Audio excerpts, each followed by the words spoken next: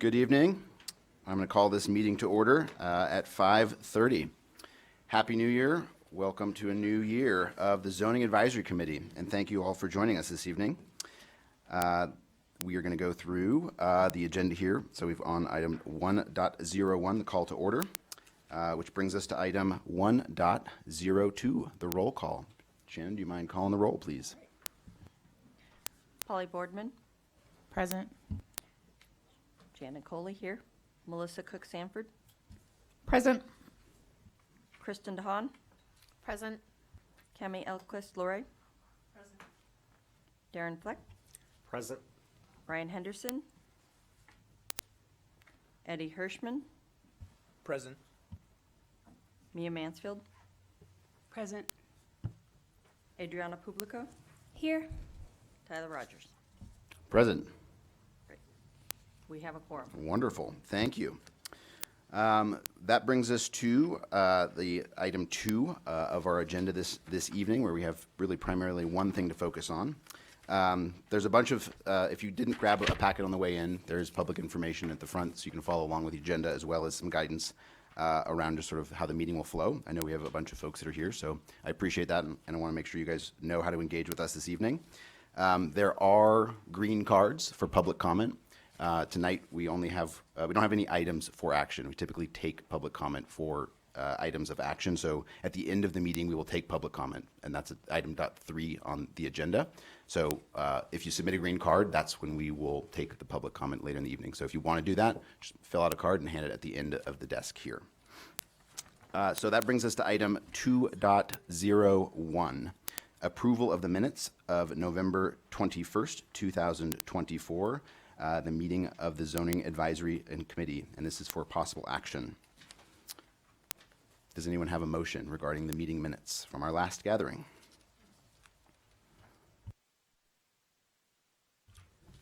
Second.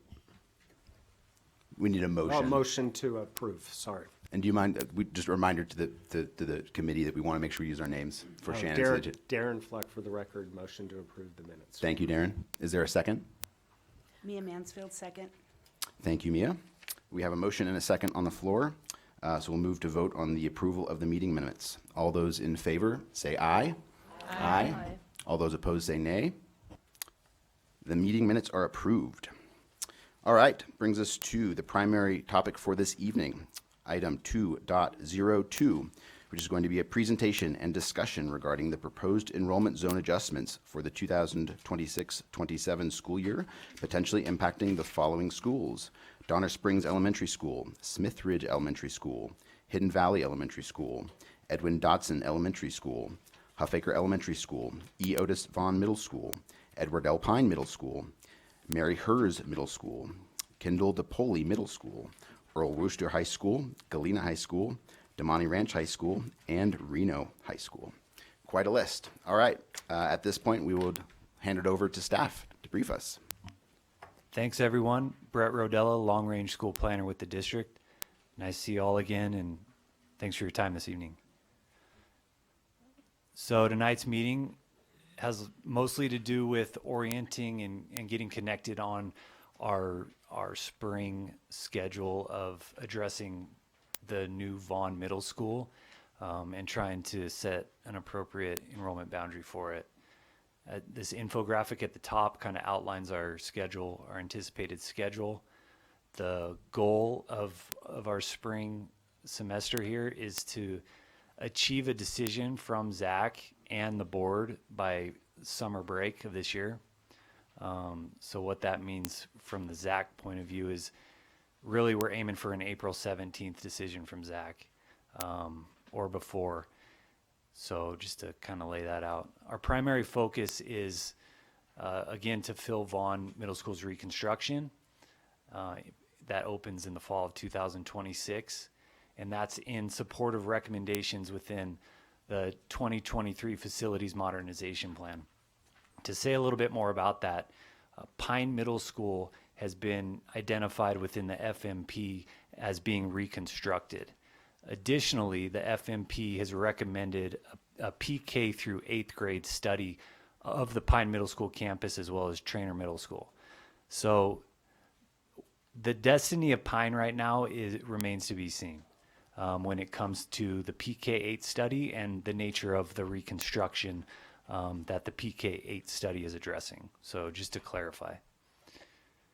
As far as the Vaughn reconstruction is going, the school district is essentially reversing the campus. So it's building a brand new building on the existing property where the athletic fields were originally. The picture in the top left depicts this, taken in the first part of December. And then you've got a conceptual draft image of what the new facility will look like. Its expectations are that the new facility will be completely done by the spring of 2027. Again, we're planning on opening the school in fall of 2026. This project is the first of the facilities modernization plan. And we're expecting the building was designed to increase the capacity of Vaughn by roughly 370 students, or about 45%. So just some details on that. 3-story building. We're expecting this to be a very beautiful facility, both inside and out, to optimize educational performance for this area. As far as the layout of our discussion, the map here kind of shows where we're thinking, where we have in mind to make changes pertaining to Vaughn, or at least stem from Vaughn. So there's a current matriculations list here that shows elementary schools, middle schools, and high schools we anticipate being impacted through this. The elementary schools that are currently zoned for Vaughn, we're not going to get too much into detail for. We're expecting those will remain zoned Vaughn, but just for the intention of tonight's discussion, just kind of laying that out ahead of time. But the map is of current zoning conditions, and this is just set in place for some reference and to get us focused on this region. Brett, I'm sorry to interrupt, but just for folks that are new to looking at these maps, do you mind just orienting folks to what some of these lines mean? Yeah, I appreciate Please. that. So the enrollment boundaries are stacked on top of each other with the white lines. Those indicate elementary school enrollment boundaries. The purple lines are middle school enrollment boundaries, and the black lines are high school enrollment boundaries. So if you want to kind of key in on the purple line in sort of the middle of the page, and then if you also look towards the middle of the page, you'll see Pine Middle School. So everything within that purple polygon surrounded by that Pine Middle School point is zoned for Pine Middle School. Just to give an example. One more example is the black polygon towards the upper middle portion of the map. That indicates the Wooster High School enrollment boundary.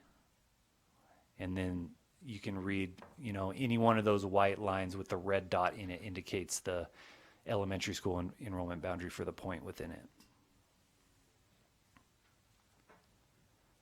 This is a look at our current student enrollment projections for the schools that we anticipate impacting through this process. These look a little different from what you're previously used to. I slimmed them down a little bit. So just to kind of show you what I'm doing, if you look at the two right columns, I've averaged a 5-year outlook and a 10-year outlook. So instead of a data point for every year going out, we're just averaging from the 26-27 school year what the 5-year outlook looks like, and then what the 10-year outlook looks like. Everything to the left of that is as you've seen it. The far left indicating the school, the max capacity, the next column over. Additional temporary indicates what the school district has in terms of mobile classrooms there. We do not account for those numbers within our max capacities. The next column over is current enrollments with the percentage of capacity at which the school is operating. And then next year's student enrollment projections followed by 26-27. The red line there indicates the opening of New Vaughn. give us a key as to when changes start to go into effect. And then again, the 5 and 10-year projection. Hopefully this helps streamline, some comprehension of what's going on. That's really the intention here, to kind of quiet some noise there. I wanted to review our guidance from Admin Reg 7107. And just kind of to preface this, I had a professor in college whose one of his famous mottos was repetition is the heart of education.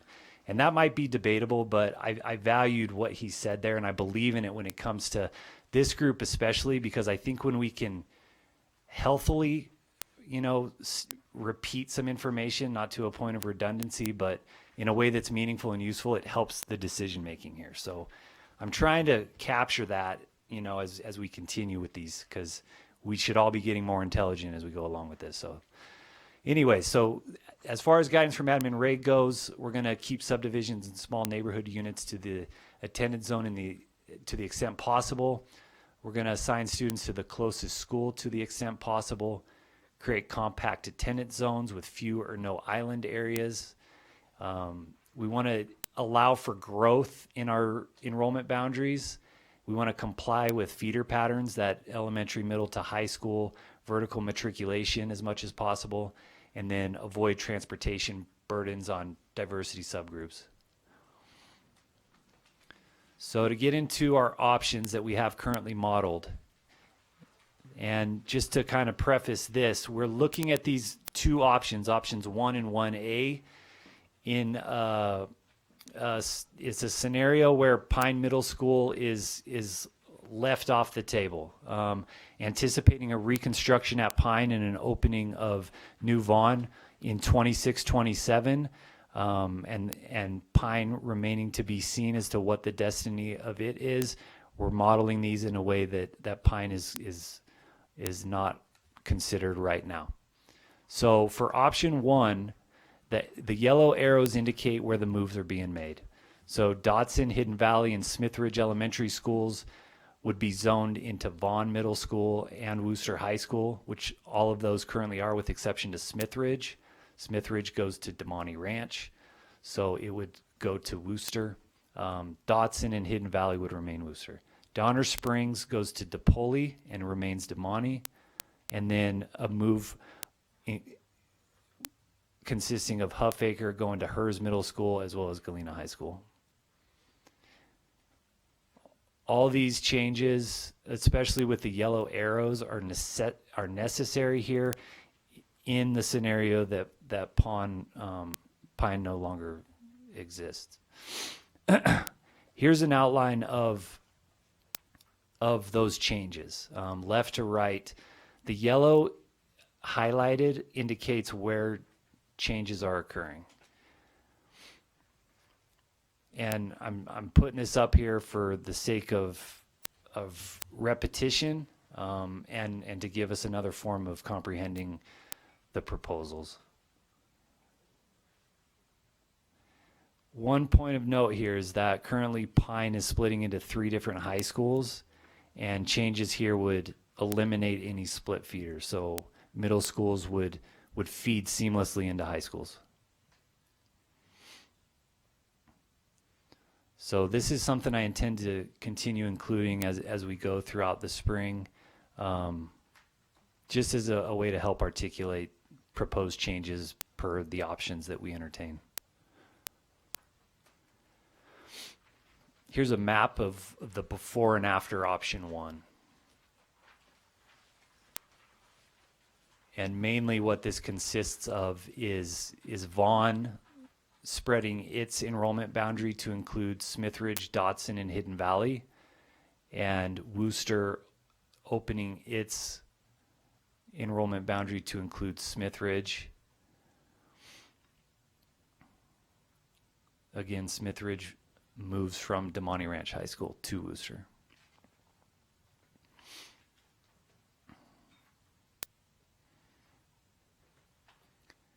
And here's the before and after, the before being on the left and the after being on the right when it comes to the student enrollment projections after these changes.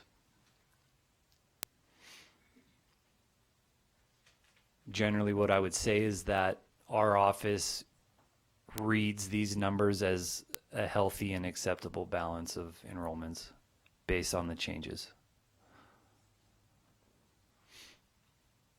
And we achieve an agreeable enrollment at Vaughn, the new reconstruction at Vaughn.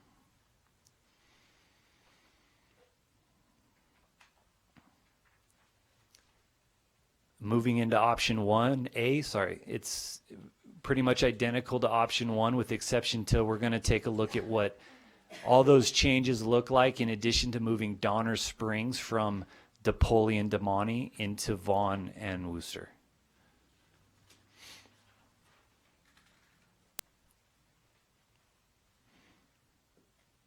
This would achieve the same seamless vertical matriculation from middle school to high school.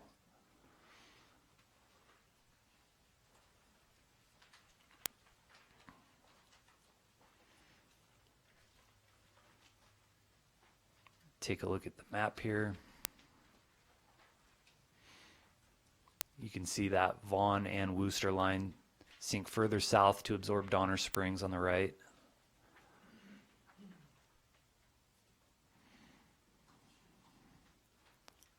And the student enrollment projections for that. You know, right off the bat, if you compare this change to option 1, you'd probably see that DePauli and Damani in this scenario become unnecessarily under-enrolled relative to option 1.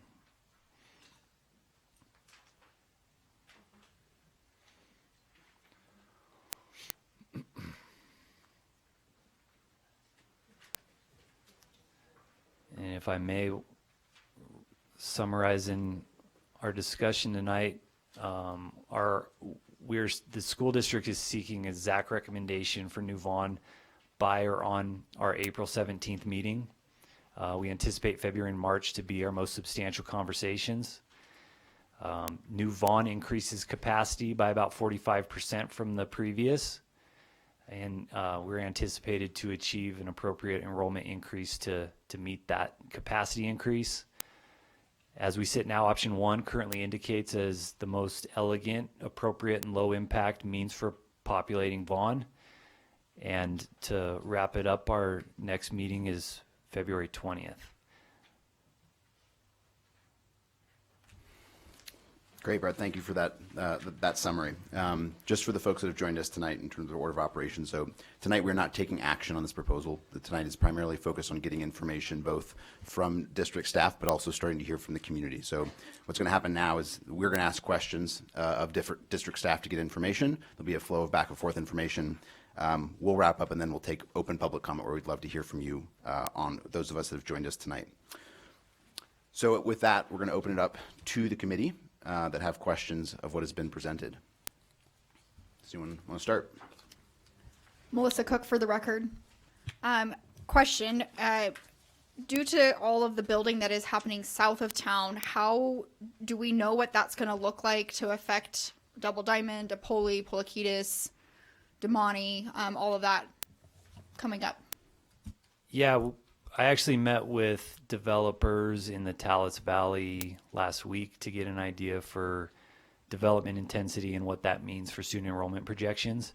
And everything that I gathered from that meeting has been incorporated into what we're assessing tonight. So you know, we do have a pulse on new development all throughout the region, and it includes everything in the southeast and south. Adriana Publico for the record. When will we know what the fate of Pine Middle School is? I don't have an answer to that. I'm hoping we'll have more information next meeting.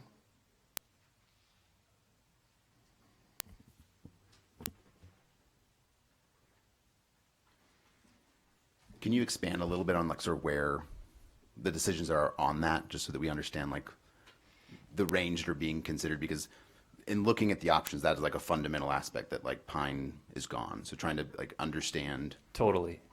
I can say that our office is expecting the PK8 study to be wrapped up within the next month. And we also would expect upon that the board would visit the recommendation from the PK8 study, thus making a directive decision upon what happens with Pine. Does that help? Yeah, I guess and Tyler Rogers, for the record, the PK, can you just, that's a new term for me. Okay, too. So sorry. like explain a So- little bit what's in the PK8 study. Sorry. What they're doing is they're assessing the plausibility for both Pine and Trainer to become pre-K through 8th grade schools. So it would include elementary through 8th grade. That's helpful. Okay. Okay, so following up on that, one of the scenarios is that Pine is no longer in play as a middle school, but another one is that it is, but as a PK through 8 school. Yeah, Are there any other options? we haven't modeled, for the sake of the zoning advisory committee, we've yet to model Pine as a PK8. For this instance, we're considering that Pine is off the table. So as we go along and you know, upon the closure of the PK8 study, then I would say that we'll take a look at whether we model the PK8 within zoning scenarios. Is that fair? Okay. If I recall correctly, the last time we looked at this area was in 2019-20, when we rezoned Smithridge kids from Galena to Damani. And one of the reasons we didn't go with Wooster, even though Wooster is much closer to Smithridge, is that it's a really dangerous crossing, and they're within a walk zone of a high school. But you're talking about crossing freeway off-ramps and Plum Lane. So I'm curious why that's both options that we're seeing tonight, and that there are no alternatives to that. Or if we're assuming that there's going to be transportation included. The assumption is that transportation will be included to Vaughn, and we'll need to check in with our department on if that's the same with Wooster too. If it's not, can we request that when we make our recommendation to the board, even though it's not our purview to authorize buses? I'd have to check with my team and do some research before I give you that answer. I'll make a note of it. Thank you. Shannon Coley for the record. Doesn't Huffaker split between Galena and Reno? Huffaker is currently zoned entirely for Reno. No, I don't think it is. Am I wrong? The parents are saying no. We'd love for you to give some public comment about.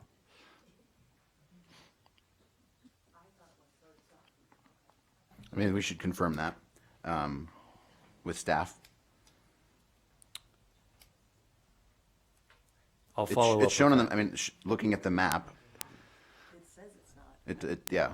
I don't know if it changed since my kids were in school, but it was 100% split. So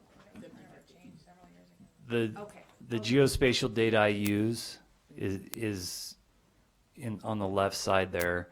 That black line indicates the enrollment boundary between Reno and Galena.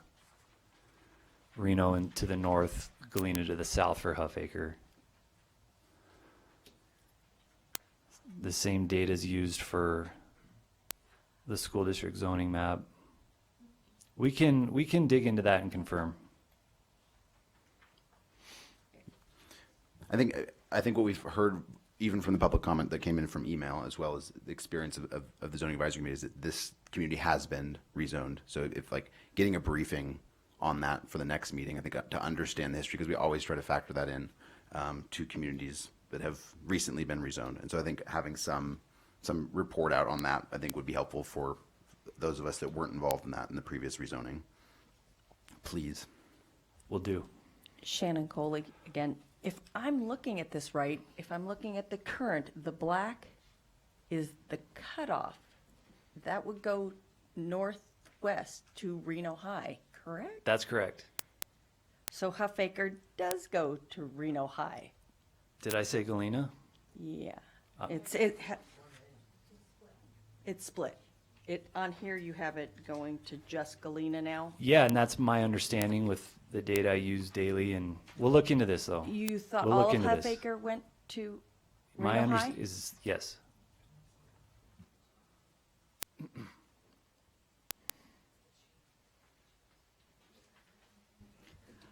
Question, in going back to kind of our zoning guidelines, is it closer, I'm assuming, I guess, to have Hidden Valley Elementary, because that's kind of isolated anyways, go in towards Vaughn versus, I'm just thinking traffic wise, and we have to provide those kids transportation anyways, what it would look like enrollment wise if they went south towards DePoli and Damani versus in towards Vaughn.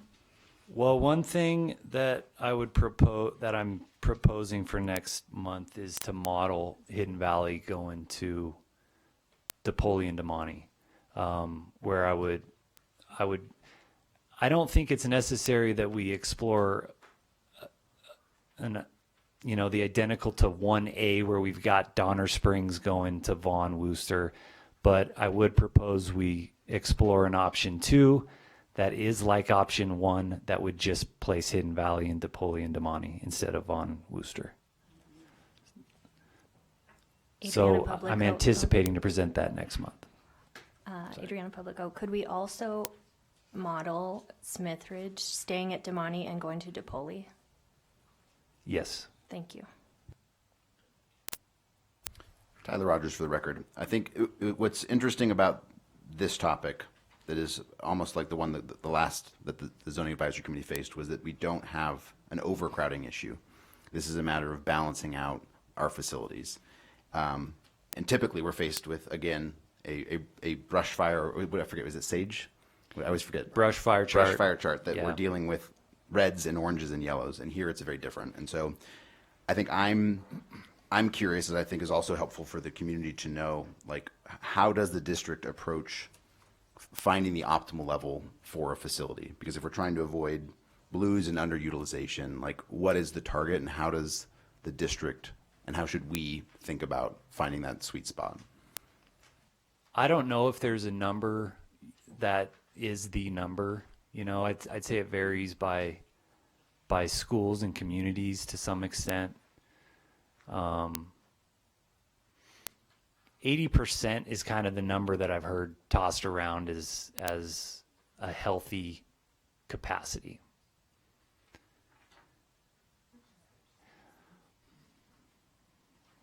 That's helpful. Thank you. Thanks. I think what we owe staff is guidance on other options, and I think it's hard based on the unknown situation of Pine, but I'm just curious if other members have other guidance of things they'd like to see of other options when we meet next, or other questions that can inform when we're looking at these charts.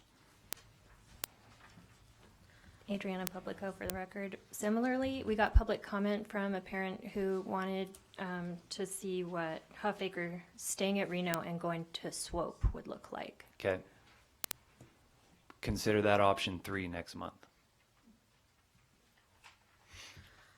I was wondering about, unless it's changed, I know that Hidden Valley has the Deaf Ed program, and those kids go to Vaughn, which has the Deaf Ed program, which go to Wooster, which has the Deaf Ed program. So I think right now, all of those students, they will still have the same group of students going with them. And I'm just wondering, yes, they'll still be bused no matter what, but they are losing out on having some of those groups of friends that they already have made.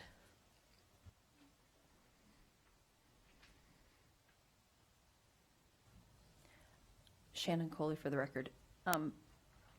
Between Donner Springs and Poliquitas, somewhere in there is Talon Community, correct?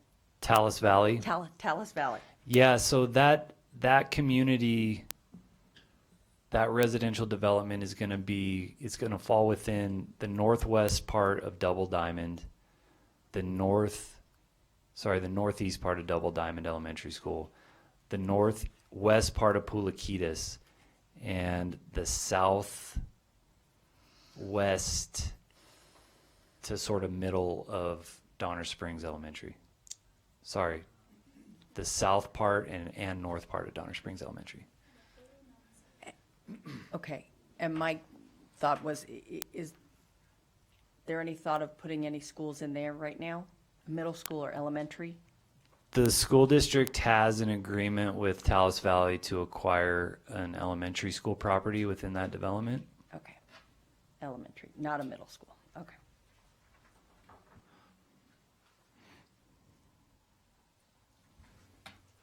Melissa Cook for the record. Just one of the things for us to think about when we do look at numbers in this, we face this when we were looking at the Spanish Springs rezoning, is middle schools and high schools have a hard time offering electives and other programs and things when we start to get under those numbers. And so,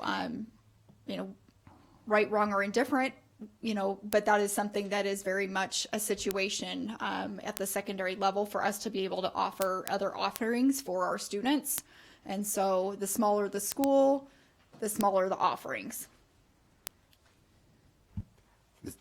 Rogers, for the record, I think that's a really important point, and I think, is there any information that staff can provide about what the experience will be like at Vaughn, assuming that we've sort of get to these levels that are being proposed?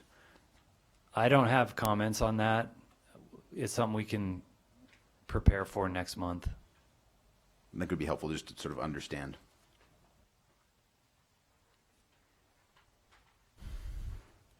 Other questions or comments from the committee before we open it up for public comment?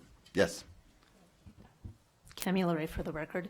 I'm wondering about and maybe it's too soon to ask this question, but the PK through 8 kind of approach, and as you get into the area where growth is expected to occur and a new school or new schools might be needed, is the PK through 8 a strategy that would be carried forward from a facility standpoint? I can't really speak on that from an empirical standpoint. I can give you my opinion, which I don't know if is going to be helpful. Well, I don't have any opinion yet, so I'm curious about what you think. The one thing that stood out to me with the PK8 study is there's mixed perspectives. There's mixed data on it, from what I understand.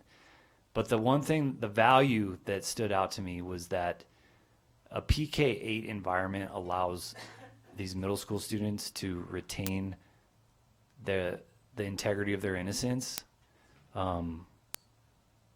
throughout middle school because they're in the same environment that they grew up in. That's something that really hit me as to the value of the PK8. So there's real sensitivity when it comes to this discussion, and there being 8th graders in the same school as pre-kindergartners and kindergartners, and mixed opinions about that. Yeah, I can see the qualitative value from what you're talking about, but I'm just wondering from a facilities standpoint and making these decisions about schools and capacities, and it seems to me that would sort of provide, it could represent a shift in how we think about things. It could, if the school district moved to administer a PK8 and it proved as valuable, I could see that happening. But I think it would take at least one getting going before we started with that. So I just want to remind us, so that decision is not at the purview of the zoning advisory committee. thanks, correct. Yep.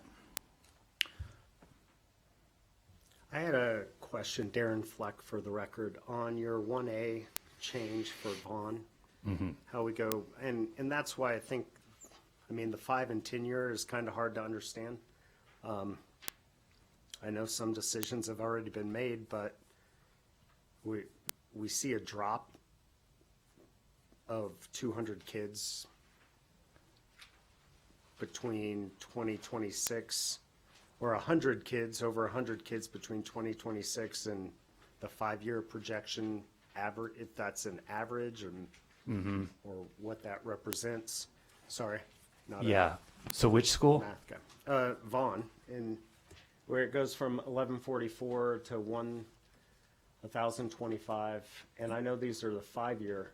Yeah. I'm So just kind of wondering what you saw, what data did you see that backed that drop? well, throughout the region, we're seeing decrease in birth rates, as well as we're seeing a decrease in the number of students, kindergartners that we're receiving as a result of births to mothers in Washoe County. So that is kind of the basis of especially the 10-year projection, is how we're projecting births and student enrollment from that. So that's a big one, and we can speak on further impacts to school enrollments include cost of living in the area and things like that. So there's other aspects to this, but those are the two kind of deepest.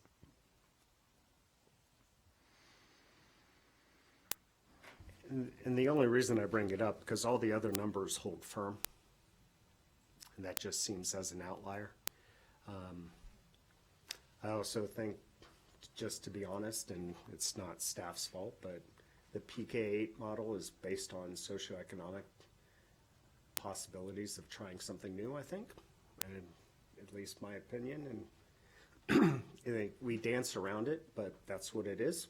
And it could be something for a specific neighborhood. And I think it's something to consider, but I think we can't consider anything with having to do with Pine or a possible PK and whatever that would look like at all.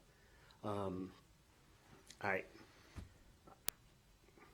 just think we're kind of putting ourselves in a position here, and it's kind of Monday morning quarterbacking, but you can't do it. I mean, you're building a 1,200 person school, and we don't have 1,200 kids, and we're going to be spreading some things pretty thin, and we're also going to be boxing in some neighborhoods, I think.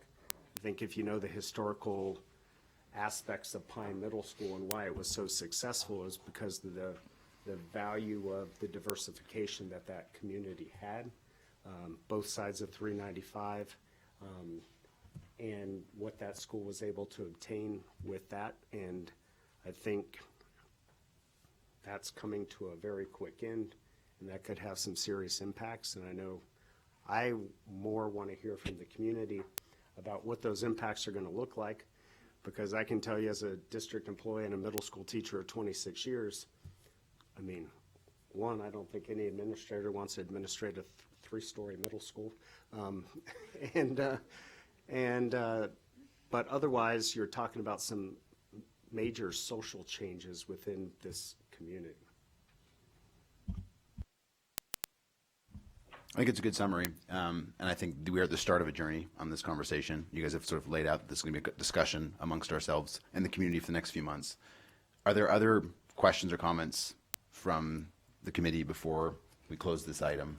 Yeah, Polly Boardman. I know we don't have Swope's numbers on here, but I know 5 years ago we moved Huffaker out of Swope because it was overcrowded, and it looks like the Reno numbers have been sustained pretty high. I know that was a big concern of parents over the last few years that, wow, they have a lot of students in their school. So I know someone had asked to move people back in Swope because of the public comment, but I have a feeling it'll probably make that more overcrowded. I do like that option one does spread it out. Melissa, you bring up a good point. The allocations are needed to have electives, and that one does a pretty good job in terms of if Damani is where we might see some changes in growth because of the Talus stuff and all that going on, then maybe that's the school to have a little lower to absorb any surprises. But so far, I think the numbers are a good job, so thank you. Thanks.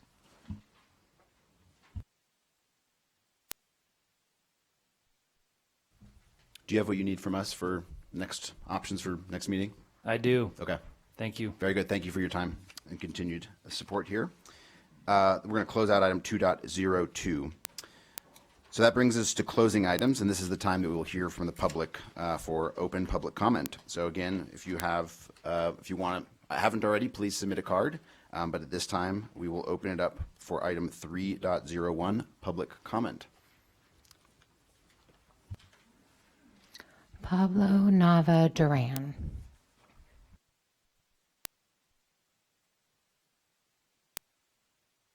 Hello guys. My name is Paul Natuan. I'm here to support option 1 and 1A. We could keep that. I 100% support that. As a New World community, I feel like moving to Vaughn and then to new Vaughn Middle School, have new building, get a new school. I feel like that neighborhood deserve a new school.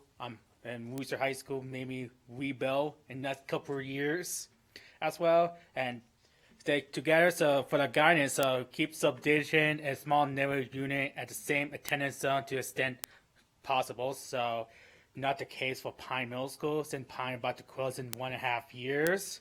I feel so new Smith Street to Vaughn. For example, if we make a case of Smith Street, they go to Pine, and then they have to spread out mess of who make friends from Hidden Valley or Huffaker. They have to spread up from middle school to go to different high school. Now I feel like they go to the new Vaughn Middle School and stay together for the high school, to the same high school. From elementary school to middle school to a high school, no bit feeder. So allowing student to a closest school to extent possible. But we could try to Poly Middle School or Poly Damani or Hearst Galena. But that's historically Hearst Galena, because from Pine it was successful in calling David Frick. Before Hearst was built. Rezone for Galena, and then once Hearst was built, we had to rezone to Damani, and then I feel like design student to the closest possible. I feel like moving to Worcester High School is a bad decision for the student, because you got a student who on your road to typically travel on bus to Damani, cannot stay after school, join after school because I had to go home. It cannot provide public transportation, and a target woman for a lot of growth. I feel like for Tally Valley, it's good. Comply with fear pattern to the extent possible. That's another one. Avoid placing transportation burden and justify substation group. But I feel like I should talk about the city of Reno. Talk about how to create a school sidewalk to 15 miles per hour for school on Palm Lane, or add a sidewalk so the new kid can cross the school to Worcester High School. So I have to place that's bus presentation. So I have no time, so thank you very much.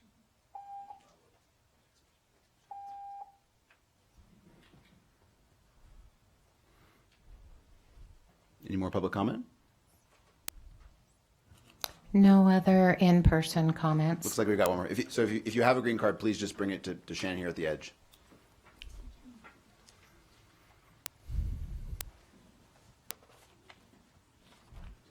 Lawrence Alves. Sorry. Hi, Lawrence. Just Larry's fine. I have never spoken here before, but just representing some of the families in the Huffaker Elementary School District. So do I have to push a button to get started, or just? Okay. I moved my family here in 2018, my wife and 2 sons, and then deployed overseas. Reno's home for my wife and I, and we made the decision to stay here and make it our permanent home after a long time moving around. And in 2019, we decided to make the biggest, most important decision of our lives and buy a home here in Reno. And we did so with anticipations at that time of what schools our kids were going to be going to. My wife, she went to SWOPE in Reno and had really good experiences there and wanted our kids to kind of follow in her footsteps. So when we bought our home in 2019, everything was kind of zone one way: Huffaker, SWOPE, Reno. We were all really happy about that. And then the next year the zones changed. And then now the zones are changing again. We're not, a super wealthy family. We do good enough, but if we're, planning not only our life but life for our kids and trying to make decisions about what's going to be best for our kids, it's going to be really difficult for us to, we can't just pack up and move and move onto the other side of the street because we got zoned out because of one street, right? So just coming from that viewpoint, I know a lot of the families in the Huffaker Elementary School District, sorry about that. A lot of families in the Huffaker Elementary School District all have, you know, friend groups and, you know, child friend group, activity groups. When it comes to extracurricular activities, where they draw the little league lines or the swim teams or whatever it may be, a lot of that kind of trickles into West McCarran and into that Collin Ranch area, especially if you're right around the Lake Ridge Golf Course and the old South Suburban Reno area that feeds into Huffaker. And so it's pretty significant, you know, distance for those families to go all the way down to South Reno for middle school and high school. And it kind of just, it seems like everything that has traditionally fed into Swope and Reno, the one school that is getting cut out of that is this Huffaker Elementary School and those families in those neighborhoods. And so this is our second time now being cut out of it. I don't know if it's going to happen again, but just wanted to raise those concerns of everything that we've heard from all of our friends and family that live in that area with kids that go to these schools. So apparently it's going to be option number 3. Thank you for bringing that up, ma'am. And so we look forward to hearing about that option and discussing that more next time. Thank you very much. Thank you.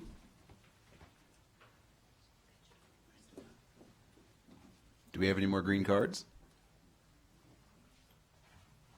We do not.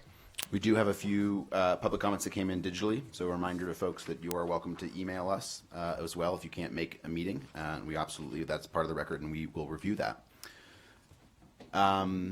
So I think that if there aren't any more public comments, we can move on to our next item in the agenda, which will be item 3.02, the announcement of our next meeting, which will be February 20th, 2025, with a location to be determined, but I think we are seeking to be out in the community, likely either at Pine or Vaughn. It's important to the committee that we go meet the communities that are directly impacted by this. So stay tuned for the exact location of that, but the date is set, and we will continue this conversation at that time.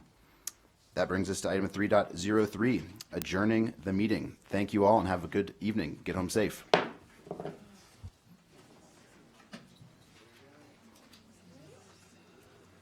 Good job, everyone. Have a good night. Thanks, Neil.